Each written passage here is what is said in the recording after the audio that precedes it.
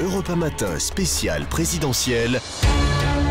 Bruce Toussaint. Ils sont avec nous pour décrypter ce deuxième tour, pour revenir sur les premiers pas du président Hollande et la défaite de Nicolas Sarkozy. Je salue Catherine Ney d'Europe 1. Tout d'abord, bonjour, oui, Catherine, merci d'être là. Bonjour à tous et toutes. Franz-Olivier Gisbert, le directeur du Point. Bonjour Franz. Yves Tréhard du Figaro. Bonjour. Et Nicolas Doménac de Marianne de Canal+ et iTélé. Bonjour à tous les quatre, merci d'être avec nous. On refait la présidentielle, on refait 2012. Si on revient sur les grandes images d'hier soir, Tulle, la Bastille, ce qui frappe peut-être, mais enfin c'est à vous de me le dire après tout, hein, c'est le sentiment que François Hollande avait envie de, peut-être même de prolonger cette campagne. D'ailleurs, le premier discours, si on est un petit peu sévère avec lui, enfin en tout cas honnête, le premier discours était un petit peu raté, non, Franz ? Comment vous l'avez trouvé ? Complètement. Ouais. Complètement. Mais c'est-à-dire, c'est compliqué aussi le premier discours de campagne. Quand on est superstitieux comme l'est François Hollande, comme on l'est tous d'ailleurs, comme on le serait tous dans ces circonstances-là, on ne va pas préparer le discours avant. Alors, vous imaginez la pression, les téléphones, etc., quand il a écrit son truc. Mais souvenez-vous du premier discours de Mitterrand en 80, c'était une daube. C'était le même genre de choses. Bon. C'est-à-dire que je pense que... Non, attendez, c'est pas le moment pour faire des bons discours. Bon. Regardez les premiers discours de Chirac, c'est pareil. Donc là, on est dans la norme. Ce qui est assez frappant, on est complètement dans la norme. Mais ce qui est frappant, c'est que quand on a vu cette soirée d'hier, il y a à la fois un mélange de Mitterrand et de Chirac. C'est-à-dire, Mitterrand, c'est simple, c'est la Bastille, on refait le truc, etc. Et on sentait évidemment le souple de 81 avec la même ferveur. Énormément de jeunes, moi, ça m'a beaucoup frappé. Bon, il y aura des lendemains de fête qui ne seront pas tristes, c'est clair, parce que bon, les difficultés arrivent, les emmerdes arrivent. Et de l'autre côté, il y avait un côté Chirac avec Tulle, c'est-à-dire les racines. C'était extraordinaire de voir comme quoi. Moi, le truc qui m'a le plus, je trouvais presque le plus fascinant, c'est qu'il n'arrivait pas à partir de Tulle. Il n'arrivait pas. Il était là en train d'embrasser tout le monde, en train de faire l'amour avec la foule, un peu à la façon de Chirac. Vous voyez, il était là en train de signer des autographes, de machin, d'embrasser tout le monde. Et il retardait le moment pour entrer tellement il a les semelles qui collent à la glaise de la Catherine Ney soupire. Ah non, je ne soupire pas. Moi, si, vous avez soupiré. Mais je suis toujours fascinée par le talent de France. Mais moi, ce qui m'a fasciné hier... Elle se moque. Non, pas du tout. Ce qui m'a fasciné hier, je me disais, mais l'histoire se teinte de sépia. Parce que, vous voyez, il est élu, François Hollande, avec à peu près le même score que François Mitterrand. Oui, frappant, et quand on regardait les images de la Bastille, on se disait, on revient 31 ans en arrière, quoi. Donc, c'est extraordinaire. Mais seulement changer la vie, disait Mitterrand. Changer, c'est maintenant. Bon, mais le changement, c'est maintenant, c'est vrai, Nicolas Sarkozy n'est plus là. Mais je veux dire, les conditions sont totalement différentes. Enfin, les caisses sont vides. Et, je veux dire, là, en 81, Mitterrand, les caisses étaient pleines, il pouvait tout promettre. Là, qu'est-ce que va pouvoir donner François Hollande à l'extrême gauche qui attend de lui, qui attend les gestes que demandait Mélenchon. Sur les premières images de la soirée, Nicolas Doménac. C'est pas exactement ça qui m'a frappé, c'est l'immense retenue dans la joie, la gravité festive qu'il y avait d'un côté, et de l'autre côté d'ailleurs la tristesse grave. C'est-à-dire pas de lyrisme. Les socialistes. Pas la gueule, ils faisaient la gueule presque. Oui, j'ai passé quand même. Non, c'est on aurait pu craindre après une deuxième partie de campagne particulièrement difficile et même repoussante par moment, on aurait pu craindre une hystérisation des rapports et même des incidents. Au contraire, dans les deux camps, j'ai trouvé les chefs ont été à la hauteur du moment historique. Alors on peut estimer que son discours a été trop long, on peut estimer qu'il a manqué ceci, mais sur l'essentiel, en l'occurrence, le discours était fort. Le discours du président sortant comme celui du président arrivant. Et pour la démocratie française, c'était une excellente nouvelle. Alors, Yves Tréhard, d'ailleurs, je signale que le Figaro fait une très sobre. François Hollande, président. Il y avait que cette une-là, il n'y avait pas d'autre une prévue. J'ai bien compris que c'était Hollande qui était qualifié hier, non ? C'est lui qui a gagné. C'est lui qui a gagné. Ah bon, d'accord. Donc tout va bien. Je suis pas sûr d'avoir bien compris.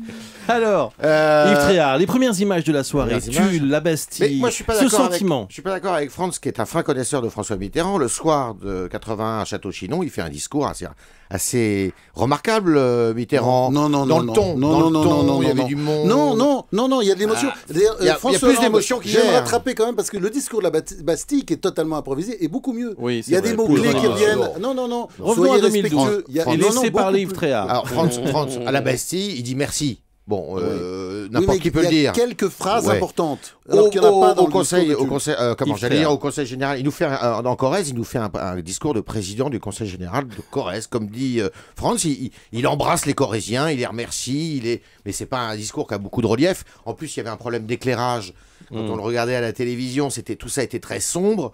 Bon, mais c'est pas là-dessus qu'on va le juger, c'est pas très grave. Mais à la Bastille, c'est mieux. En revanche, il y a un truc qui lui a un peu coupé l'herbe sous le pied, c'est qu'on pensait peut-être que Nicolas Sarkozy allait faire un discours sur des accents d'amertume. Il a fait un beau discours, en fait. C'est un des plus beaux discours de son quinquennat. Mais c'est un grand classique, Yves Tréhard, le fait que le président élu mette un temps fou à entrer dans la fonction. Oui, enfin, il va pas mettre un temps fou à rentrer dans la fonction parce qu'il va être vite rappelé aux réalités. Et je pense qu'il y fera face, évidemment.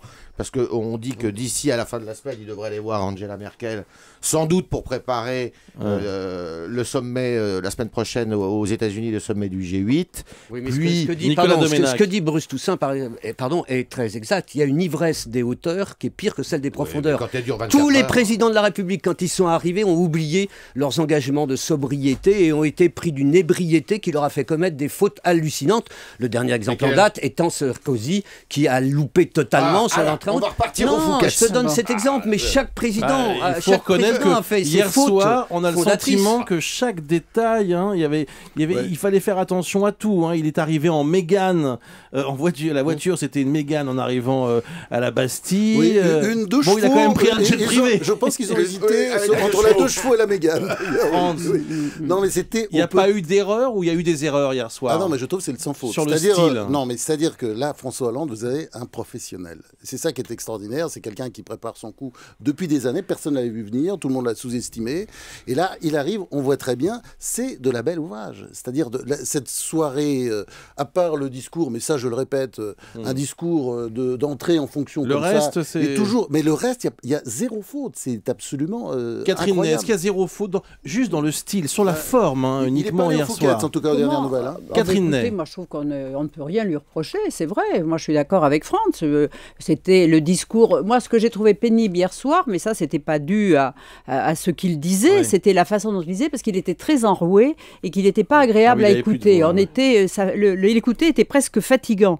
Bon, mais je veux dire, on voyait un homme qui à la fois exulté, était heureux, accompagné de Valérie Trierweiler. Enfin, je veux dire, c'est une nouvelle vie qui commence pour eux deux et dont ils ne mesurent pas encore, d'ailleurs, tout à fait les embûches. Et donc, c'était un moment autant suspend ton vol que Juste voilà. un tout petit point, pardon, Bruce. Ce qu'il faut relever quand même, c'est tous les jeunes qui étaient dans la rue.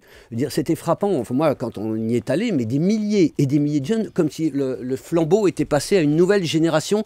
C'était peut-être les enfants de ceux qui avaient connu 81 ou 68, je ne sais pas. Oui, mais c'est que moi, je m'attendais à des personnes plus âgées, comme si ça avait été le combat de la génération. Il y avait beaucoup de jeunes aussi à la mutualité, beaucoup. On se retrouve dans quelques instants du flambi au flambeau. À tout de suite sur Europe 1. Europe 1 Matin spécial présidentiel. Bruce Toussaint. Avec Catherine Ney d'Europe 1, Franz-Olivier Gisbert du Point, Nicolas Doménac de Marianne Canal+ et iTélé, Yves Tréhard du Figaro. On revient sur cette soirée historique. On a beaucoup parlé de François Hollande, parlons maintenant de Nicolas Sarkozy. Quel discours hier soir, l'émotion. Franz-Olivier Gisbert, au moment des adieux et du testament. La classe. Je trouve que c'était un énorme moment. C'est-à-dire que Nicolas Sarkozy, l'histoire dira qu'il a complètement raté son entrée avec cette fête ridicule de Fouquet's qu'il attribue à son ex-femme. Enfin, c'est quand même lui qui avait... Catherine a parfaitement raconté dans l'impétueux. C'est ses potes qui étaient là et l'ex-femme, elle a enregistré, vraisemblablement. Enfin bon. Et c'était quand même un symbole disons, de ce qu'il incarnait à ce moment-là. Et beaucoup de Français ont eu l'impression d'avoir été roulés. Et là, à la fin... Il termine, je dirais vraiment, il sort grand. Il sort grandi parce que il accepte sa défaite, parce qu'il a des mots justes, parce qu'il est extrêmement fair-play. Et surtout, moi je veux dire, c'est affreux ce que je veux dire, mais je crois que le gros problème de Nicolas Sarkozy pendant les 5 ans, ça a été l'insincérité. Et d'ailleurs, il avait, pendant la campagne, là, cette petite voix douce que certains de ses amis interprètent toujours comme la voix du mensonge. Hein. Quand il commence à parler gentiment, doucement, c'est qu'il raconte des coups. Bon.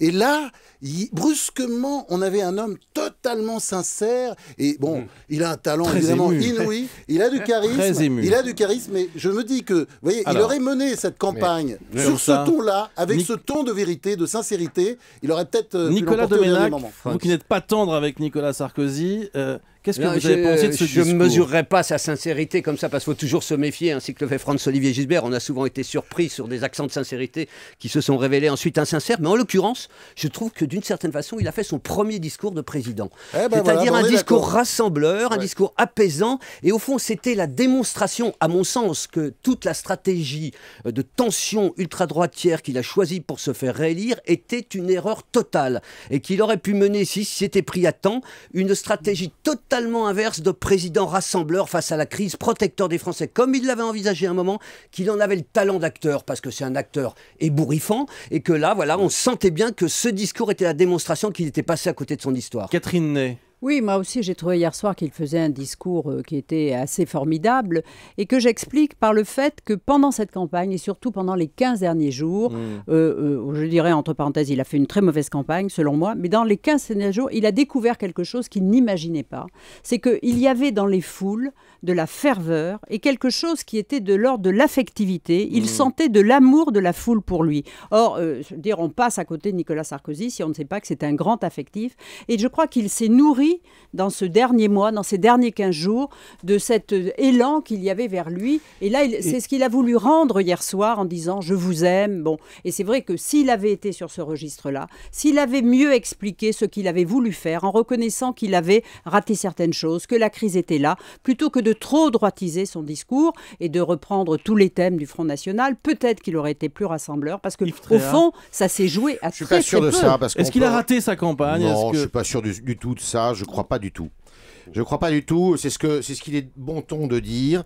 Je pense que s'il n'avait pas fait une campagne... Mais moi, c'est pas qu'il est bon ton, c'est ce que je pense. Attendez, quand on est battu, Yves Tréhard, c'est en général qu'on a fait une mauvaise campagne. À ce propos, il est battu de combien ? C'est ça qui est extraordinaire. Il est battu de beaucoup moins que ce que disaient les sondages. Il est battu quand même. Mais attendez, il est battu de, en gros, 1 100 000 voix, si j'ai compris. C'est ça. Ce qui est extraordinaire aussi, c'est le vote blanc. Ou nul. 2 millions de votes blancs ou nuls, ça correspond à quoi ? Peut-être à l'attitude de certains électeurs du Front National qui ont décidé de suivre Marine Le Pen et de voter comme elle. Oui, surtout que c'est surtout dans le Nord. Ça correspond aussi à un rejet à cet anti-sarkozysme virulent, qui a toujours été virulent, et même chez des gens de droite qui ne pouvaient plus se résigner à voter Nicolas Sarkozy. Ça, c'est la première chose. Après, on peut refaire l'histoire sur la campagne. Moi, je suis persuadé que s'il n'avait pas fait une campagne affirmée à droite, je ne pense pas qu'il ait repris tous les thèmes du Front National, loin de là. Et si vous regardez la campagne de 2007, il fait une campagne qui est assez comparable à celle de 2007 sur les thèmes, avec une droite décomplexée, c'est vrai, décomplexée. C'est pas la droite de Chirac. Eh bien, il aurait sans doute été battu de façon beaucoup plus large. Alors, voilà. Et peut-être n'aurait-il même pas... jamais. Personne ne conteste la stratégie, c'est-à-dire c'est la gauche contre la droite, et évidemment, il incarnait la droite. Simplement, il y a plusieurs façons de le faire. Et la façon de faire de Nicolas Sarkozy pendant les 5 ans, ça a toujours été de faire toujours un petit pont trop loin, vous voyez, too much. Hein, il est too much. Et là, dans cette ligne inspirée par Patrick Buisson, il en a fait beaucoup trop, il en a fait des kilos, il en a fait des tonnes. Il n'y a pas de ligne inspirée par Patrick Buisson, il n'y a qu'une seule chose, c'est le délit au faciès, dont a été, d'ailleurs il s'y est prêté, dont a été victime Nicolas Sarkozy. Sa gueule ne revenait plus. Sa gueule ne revenait plus. Alors Nicolas Domenech. Non, mais on aura la démonstration. Je pense qu'on aura la démonstration. Mais la ligne des dernières semaines, simplement, il aurait fallu qu'elle fût sincère. Et le problème de Nicolas Sarkozy, ça a été le manque absolu de sincérité, sauf hier soir, dans ce moment absolument extraordinaire. Je voudrais qu'on entende Nicolas Domenech et ensuite Catherine. Vous disiez, Bruce Toussaint, on ne saura jamais. Sans doute, s'il eût mieux valu choisir une ligne plus rassembleuse, plus présidentielle, il bénéficiait quand même, je le rappelle au passage, du statut de président de la République, rassembleur, ce qui, chez l'électorat légitimiste de la droite, est essentiel. Il aurait pu s'appuyer là-dessus. Mais on aura quand même un élément de réponse à cette question-là, et bien dans les législatives. Ah oui. On va voir d'abord s'ils vont poursuivre dans cette ligne que j'estime suicidaire, moi, et qui fait que le centre viendra au secours de la gauche, et à ce moment-là, ils vont se prendre une seconde claque, mais alors cinglante celle-ci, ou bien si au contraire, ils vont essayer, mais je crains que de toute façon, ce soit une baigne, parce que comme ils n'ont plus de chef, ils sont orphelins de Sarkozy qui est toujours là, de toute façon, je pense que l'histoire est écrite. Catherine, il n'a pas prononcé la phrase, je renonce à la vie politique. Il a été plus ambigu que ça. Qu'est-ce que vous croyez, vous ? Qu'est-ce qu'il va faire ? Plus ambigu, mais il a a dit qu'il ne serait plus jamais candidat à la présidentielle, quand même, c'est ce qu'on a compris. Il l'a dit, et puis, qu'est-ce que vous voulez, il ne va pas faire ce qu'a fait Valéry Giscard d'Estaing, c'est-à-dire recommencer en se faisant... C'est pas son caractère. Et puis, en plus, il est le seul président de la République à avoir commencé comme vraiment au plus bas, c'est-à-dire jeune militant à Neuilly qui repeignait la permanence. Donc, lui, recommencer, se faire élire conseiller général pour devenir après président, aussi conseiller régional pour devenir président de région. Mais Bon, c'est vous n'y pas croyez lui, pas. mais pas du tout. Il a connu qu'est-ce qu'il va devenir, Ah mais ça, je ne sais pas. Je ne sais pas ce qu'il va. Je ne sais pas ce qu'il va devenir parce que je n'ai aucune confidence et ça va être très difficile pour lui parce qu'il a connu l'adrénaline des sommets. C'est quand même, si le G20 existe, c'est parce qu'il l'a créé. Je veux dire, il faut pas oublier qu'il a été un leader sur la scène internationale et son leadership a été reconnu par Obama, par Merkel. Il a obtenu beaucoup de choses et moi, ce que je regrette, c'est qu'il n'ait pas su faire vendre aux Français, justement, capitaliser sur quand même la gestion de la crise des banques où il a été exceptionnel, où il a monté, lui, où il était maître de ballet, où il a été extraordinaire.